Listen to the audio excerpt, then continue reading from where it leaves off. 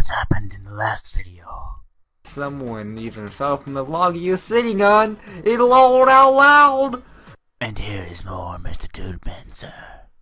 At the square I stopped, put Oyana on a bench and threw myself down beside her, totally exhausted. Even a little girl was hard to carry for too long. The stars in the sky were shining brightly.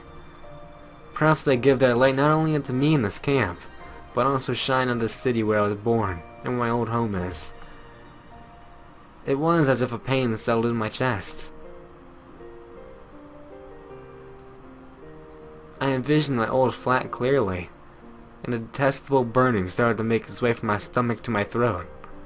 No, it was not wistfulness, more like a sad reminiscence. Because despite all that's happened, I felt more alive in less than 5 days here than I had in the last several years there. And now, I really wasn't sure if I wanted to go back. Only one question still ate at me: how and why I ended up here. It flared up yet again in my mind. I haven't spent much time seeking answers, or even just thinking about my situation lately. My thoughts were occupied with everyday, routine affairs.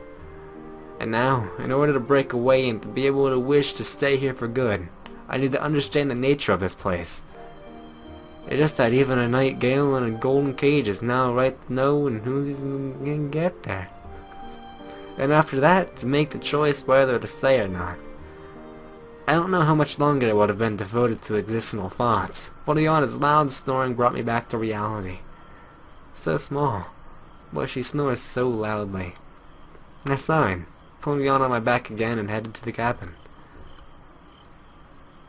I had no desire to explain everything to Alyssa, so I just put the sleeping Oyana on the porch, knocked the door, and left quickly. I approached Olga Dmitrievna's cabin with mixed feelings. On the one hand, I had done what I intended to do. I had comforted and entertained Oyana.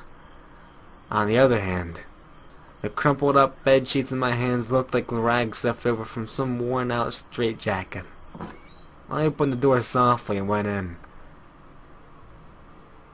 Semyon! Olga Dmitrievna was sitting at the desk, and it seemed she had been waiting for me. Do you want to explain something to me? Well, just don't scold her again. It's my fault. Just like that I became a hero, to my own surprise. My tongue acted faster than my thoughts. Perhaps some of my best traits, in which I wasn't aware of, have shown themselves. Humanity as opposed to common sense. Really? Having started this, I chose to stick to my decision. Well, it was me who got the bed sheets, and I was standing behind the tree back then. Behind what tree? The camp leader looked at me in astonishment. So, what did you need the bed sheets for? I realized my mistake. So, you're not talking about the forest thing? Semyon, I don't understand you! Crazy. I wanted to know where you disappeared to so mysteriously during the hike, but now I would be interested in listening to your bedsheet story. But it was impossible that she and the others hadn't seen Oyana's performance. The pioneers laughing out loud could have not been my imagination. Olga Dmitrievna, I'm serious. Didn't you see someone in the bedsheet spraying out at you recently? So it was you? She gave me a close look. No, it wasn't me. Couldn't she tell just from my height? But you're holding the bed sheets. Yeah? I couldn't understand if she was playing me for a fool, or she really didn't know that this is all about. Oh, Dmitrievna, let's act like this conversation never happened. I'm too tired for today. Alright, go to bed. To my surprise, she readily agreed. Of course, I was astonished by such a reaction, but I decided to use the moment. I wrapped the blanket around myself and turned to face the wall. But I couldn't sleep. There were no thoughts, my head was aching, but I still couldn't manage to fall asleep. I rolled to the other side, and images of the day started to flash before my eyes. I shut my eyes tight to drive them away, but it didn't work. Suddenly, I heard a knocking at the window. Olga Dmitrievna seemed to be asleep. I dressed myself and walked outside. Hey, Olyana was standing before me with a tricky smile. How did you manage to carry me to the cabin? Wasn't it hard? No, not really. You're like 5. What have you come for? I couldn't sleep, but at the moment bed seemed to be the only place where I could reside with no suffering, which is why Olyana's sudden visit didn't please me whatsoever. How was she? Did you get scolded? No, I avoided it somehow. That's great then. I always get lucky. That's for sure. My eyes began closing despite my will. It seems that slumber has finally come upon me. Look, I'm very tired. This won't take very long at all. Close your eyes. It was the easiest thing to do, and I didn't even want to know what she needed it for. Maybe that way she would leave me alone sooner. I closed my... Oh. Yes! Score! Yes! Ugh! And in that moment, I felt a brief kiss. My eyes opened by themselves, but Olyana was already running away, waving her hand to me. I stood still, benumbed, and I couldn't even manage to shout anything after her. I don't know for how long I stood like that, but eventually the night chill cleared my stupor. I shivered and went back to bed. This time I didn't want to sleep. I wanted to think it all through, but my eyes, which had begun to close as I was standing before Olyana, seemed to issue a command to the rest of the body, and I fell asleep before I realized what happened.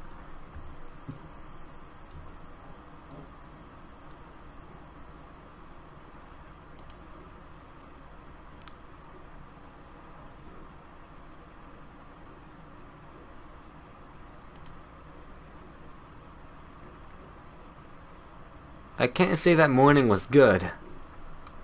Instead, I woke up absolutely broken. The room was filled with a bright sunlight. Outside the window, birds were light-heartedly chirping. I reluctantly dragged myself into a sitting position and stretched. I slowly started to recall the events of the previous day. A trip, a silly ghost name, Olyana falling asleep, and a kiss. A kiss! I blushed immediately. It was so surprising I'd been knocked out of reality for a while. The main problem is how should I treat her now? At first glance, nothing special has happened, but... Besides, she's the last girl in the whole camp from which I would expect such actions. She seemed to me at the best to be a little okay, another analogy with that. Nothing more. But for her, apparently, I was more of a, a big brother. Though perhaps I just imagined all that. And there were no hidden meaning, deep motives, or allusions to far-reaching conclusions in this kiss. Just an expression of gratitude, maybe? Olyana is definitely capable of extraordinary deeds, and could easily turn simple things into complicated ones. Finally, I decided to put off the matter till the time I could meet her face to face. The clock showed 11, meaning old Dmitri didn't wake me up for breakfast. However, I shouldn't worry. There wasn't much time left till lunch. I took my bag of washing accessories and went to do my water procedures. I didn't meet anybody on the way. Probably all the pioneers are busy with their own things. The place near the basins was deserted as well. Just 5 minutes later, I again stood in front of the camp leader's cabin, thinking of what to do next. Nothing worthwhile is coming to my head. I sat in the deck chair and possibly could have been stayed there until lunch, but I was drawn from my trance from a familiar voice. Hi! I looked up and saw Slavia, who was smiling at me sweetly. Hi. You overslept again? Seems like it.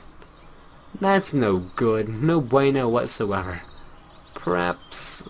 And where are you going? Actually, I was not really interested in Slavia's agenda at all, but I wanted to keep the conversation going for some reason. Well, I've got some things to do. I see. Silence followed. She was about to leave, then suddenly I said, Mind sitting with me for a while? Sure, why not?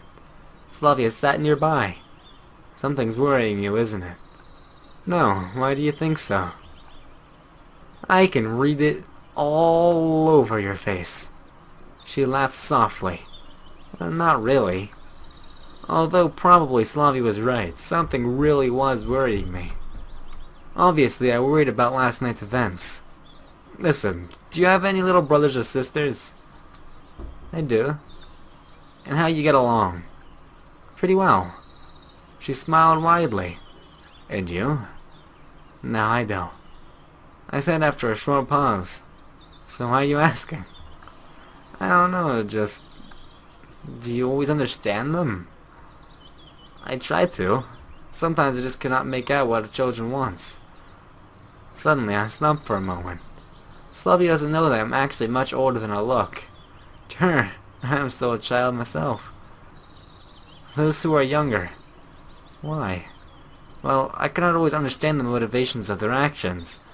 They often behave illogically. Weren't you as old men as them while long ago? She looked at me with surprise. Of course I was. At that moment it seemed to me that it had been a very long time ago. And when I looked at Alyana, that time turned into a gulf of years. Well, think of yourself at that time. It was different.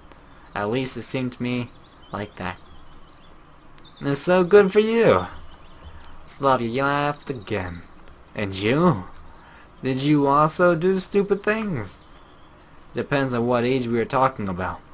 Well, let's say the age of 14. Is that how old she is? That would be at least a 5-year difference. Well, different things were happening, she said thoughtfully. Okay, that's nice. But it still doesn't make anything clear. Maybe that's the way it should be. Maybe. Slavia stood up, wished me a goodbye, and left. I closed my eyes and fell asleep. The sound of a bell calling the pioneers for lunch woke me up. Although the sound was quiet and was coming from far away, my body worked like a clockwork automaton. And in due time, I was standing at the door of the canteen. And there, I met Alyana. Hi. Huh? Yeah. I already ate. She laughed brightly and ran away. I didn't stop her. After all, I had nothing to say to her. She was annoying.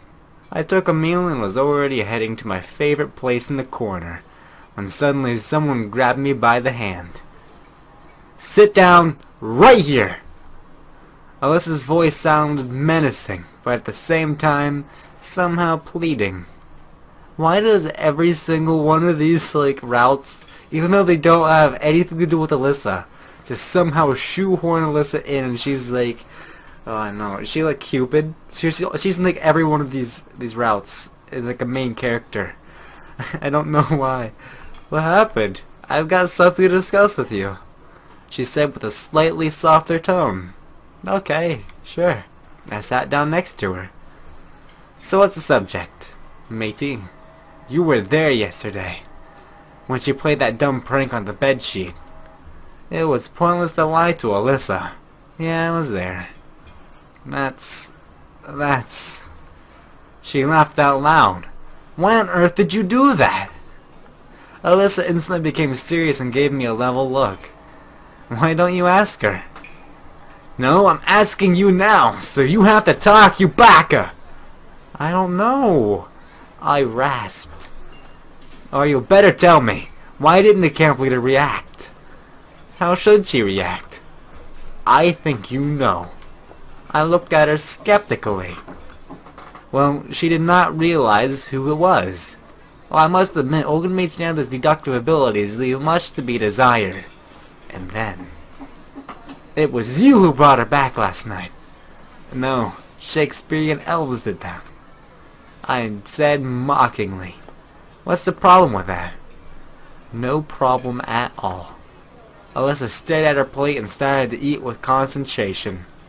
Also, she ran off to somewhere during the night and came back in that happy mood. Oh, she's gonna ask a question, the big old question. And? Don't you know anything about that? Even if I do, why do you care? She gave me an intense gaze. Well, I do care. I would have never thought that she could be so concerned about someone besides herself. Nothing like that happened, if you would like to know. No, it's not about that. Alyssa replied shortly without looking at me. Probably was a bad idea to bring up this subject. By the way, what's that like that? What do you mean? What you just said! This is such a weird conversation. What's that I just said? I tried to joke around to confuse her. It's definitely working on me. Hey, listen to me! I am watching you! Oh, I am so scared! I said roughly, took my tray and left the table. I definitely wasn't afraid of Liz's words, even though they sound like threats. In fact, I was more interested by her concern for Liliana. Of all the local inhabitants, she was surely the last one you expect to worry about another person. But, at every route, she worries about everyone. You know, after thinking about Alyssa in the way I just did in the last like 5 minutes, I am actually quite looking forward to her route in the future to figure out why she is such an integral part to every one of these routes. And hopefully I will get that answer.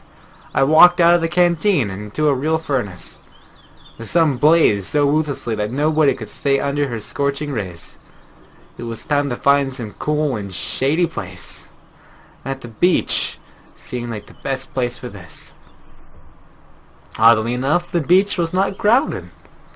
Perhaps most of the pioneers were scared of the scorching heat, or maybe they just decided to take a nap after lunch. I didn't bring my swimming trunks, so I just sat under an umbrella and began to watch the swimmers. There was no one I knew, and it was better that way, as I had an opportunity to sit quietly and think. 5.5 days have already passed since my arrival, and what has changed? There were a couple of unexplained, but completely harmless events, but all in all, it was just as regular pioneer stuff. And this is making me even more frightened. What's going to happen next? Another day, another week. What's going to happen after the session's over? I've got nowhere to return to. Maybe in this time, I hadn't been born yet. Or even worse. After thinking all this over for a few minutes, I went back to yesterday evening. Strange, but I worried about it much more than before.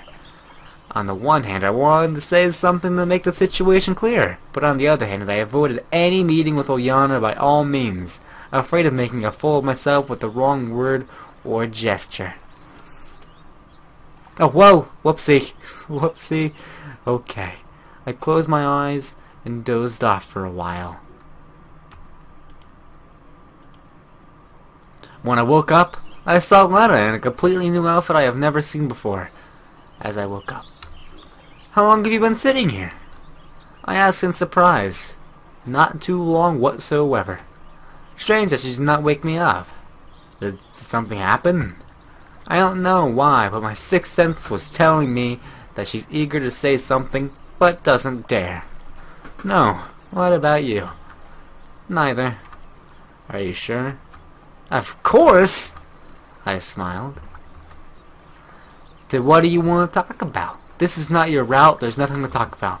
Why would you want to think I want to talk? It seems like it. No, not really. A long silence ensued. Do you have my little brothers or sisters? Do you have any of them? Not mine. That'd be weird. No, what about you? No. So why would you ask that? Oh man, I feel a little bit of deja vu. Sometimes I think I don't understand children at all. Yep. A lot of deja vu. But this time, Lena doesn't understand them at all. Lena's face didn't express anything. But it's probably got to be like that. What do you mean? How should I treat them then? Treat them the way you think is right. Well, that's the whole idea. I don't know what is right and what is wrong. The more you think about it, the more you regret the mistake. Well, that's true, but it does not help. I was somewhat surprised by such profound words from Lena. Of course, she said all that with a trace of shyness and modesty, and without inappropriate openness, but still. You mean I should follow the first idea I get off the top of my head? I laughed. As the saying goes, your first thought is the right one. Do you believe that? I don't know. We sat there for some time and then stood up. Well, I've gotta go now. Thanks for the conversation. Don't mention it. Lena smiled faintly. I lay down and stared at the burning sun. Your first thought is right, huh? And what if my first thought was the By the way, what was the first thought that came to me at that time? I tried painfully hard to remember, but nothing worked. Not even scraps of thought surfaced my brain. Surfaced? Surfaced. However, in that situation I could only follow Lena's advice, since it all happened so suddenly. The sun was setting slowly, so I rose and went towards the canteen, as my stomach told me that even the participants in such a fantastic story should have regular meals. Somebody called me to the square. It was electronic, and his mouth was laid wide open. He ran up to me, caught his breath, and said, "Semyon." Yeah, that's like me and stuff. Take it. He handed me some kind of key. What is this? It's the key to our clubhouse. This guy will not stop no matter what. He will not stop wanting me to come. And why would I want it? Oh, Dimitri, you have to ask me to. Considering that I would not be returning there today. So, give it to Shrek. He has his own business. So take it yourself. I cannot. Why not? Listen, just take it. Do it. Why would I need it? What am I gonna do with it? You'll give it back? That doesn't even make any sense. Listen. Well, I have to go. Bye. He shoved the key into my hand and then ran away. No matter how you look at it, he is definitely strange. However, I did not pay significant attention to this event and just put the key in my pocket. That was weird. What in the world just happened? I got to the canteen before dinner.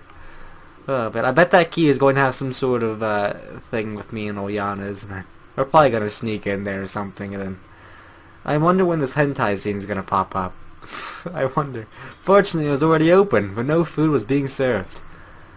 I took my favorite seat in the farthest corner and concentrated on playing with a toothpick. Soon I got the feeling that someone was standing next to me. Oh hey, it's you. We just stare at each other for some time. Do you need something? Finally I broke the silence. You know, Semyon. Sure, I understand everything, but... What? I asked, surprised.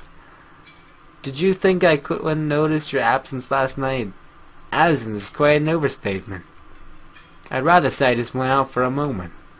Well, so what? What's the matter? I thought that it was nothing too, but I was determined to check. The camp leader's expression was increasingly heading towards a frown. So, have you checked? I still couldn't understand what she was up to. Yeah, I checked. And you know what? For a true pioneer it is! It is! It's the unacceptable! It's shameful, disgraceful, especially with her! She flushed red with exertion. I didn't even want to hear your pitiful excuse! A vague idea of what she was talking about dawned on me. So what happened? Would you care to explain? Oh, well, I need to read it. It's very important. And now you got no but anything you with Olyana! Now it all became crystal clear. I got two things to tell you. First, I started getting steamed up! Nothing else so happened there. I'm the last one who had any relation to the situation. And you think that? Second, I rudely interrupted her. Who told you that?